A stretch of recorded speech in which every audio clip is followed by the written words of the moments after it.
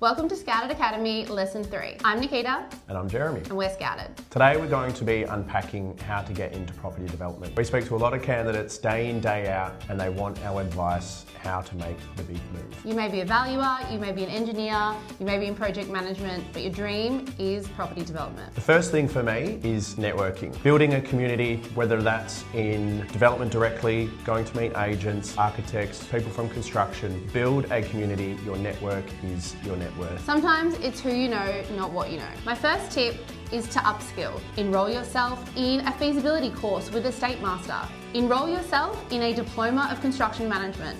There's plenty of industry bodies that hold development courses. I did one myself and it was one of the best things I ever did. My tip number 2 is salary. This is a big one. Getting into property development can be a numbers game. If you've got 10 years experience in valuations, construction, whatever that might be, you've obviously got demonstrated experience. But moving into property development is going to be gaps in your skill set. You've got to be competitive amongst other candidates, more flexible with their salary. Be realistic, take the advice, make sure that getting into development is your number 1 priority. Sometimes a step back is a step forward. $5,000 now could be $50,000 later. Another tip is tailor your resume. Now this doesn't mean write a 2-page cover letter. What it means is if you're in valuations and you're applying for an ADM role, I need to know that your skills are transferable. Think back to times, situations, projects you've worked on. Look at those job ads for the ADM. Tailor your experience so that it perfectly matches what the role is requiring. Highlight what you've done. That's the difference at the end of the day. Don't talk about what we've done as a team, talk about what you've done. Numbers,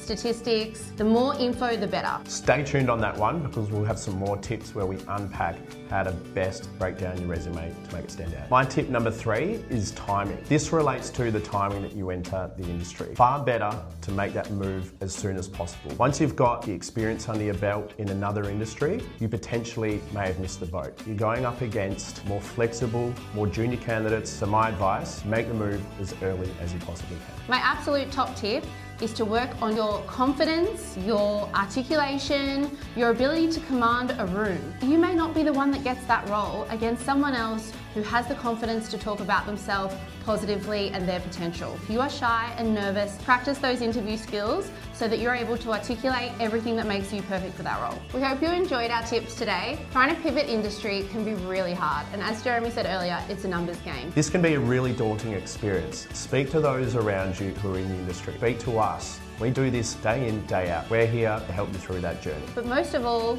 believe in yourself.